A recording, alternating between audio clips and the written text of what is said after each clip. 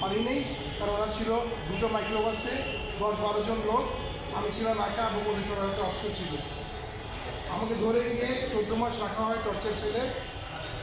আয়নাঘরে দুটো ভাগ আছে, যেটা আপনাকে আয়নাঘর এখন বলেন যেটাকে আমি জিআইসি বলি, জয়েন্ট ইন্টারোগেশন সেল দিচ্ছি ভয়ে কচু খেতে পিছনে। আপনারা বাই দিস টাইম সবাই জানেন, এবং আমার দুর্ভাগ্য যে আমি দেখতে পারিনি, কিন্তু যেটা আমি দেখেছি টিভিতে, তার বোধহয় 40 ভাগ তার ডিস্ট্রয় করে দিয়েছে।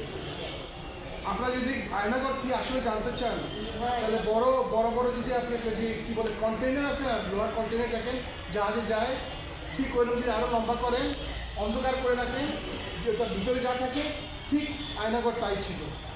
এখন যেটা আপনি দেখছেন সেটা ছিল না, সে অনেক অনেক অনেক জঘন্য ছিল।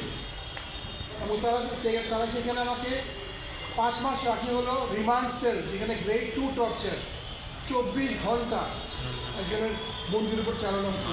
10টা সেল ছিল এবং অসহায় ব্যক্তিদেরকে কান্না কী টর্চার করা হতো আমি অকল্পনীয়।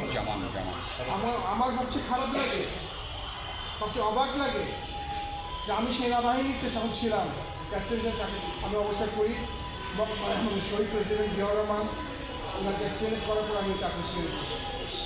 এবং তারা যে কর্মকর্তারা আমার সাথে চাকরি করেছে এবং বিদেশে দেশে, সেই ব্রিগেডিয়ার, সেই কর্নেল, তারাই অবসর নিয়ে আমাকে যে অমানসিক অত্যাচার করতো, যেটা কি মানুষ মানুষরা ট্রাইব্যুনালে কেন এসেছেন আপনি?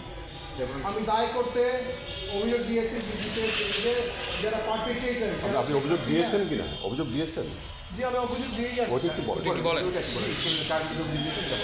কার বিরুদ্ধে অভিযোগ দিয়েছি ওটা যদি আমাকে ট্রাইব্যুনাল বলে বলতে, শেখ হাসিনা ছিল, তারেক জিয়া রহমান ছিল, তারেক সিদ্দিক ছিল, আমির ছিল, নাম জানি না, ট্রাইব্যুনাল যদি আমাকে বলে কতজনের বিরুদ্ধে?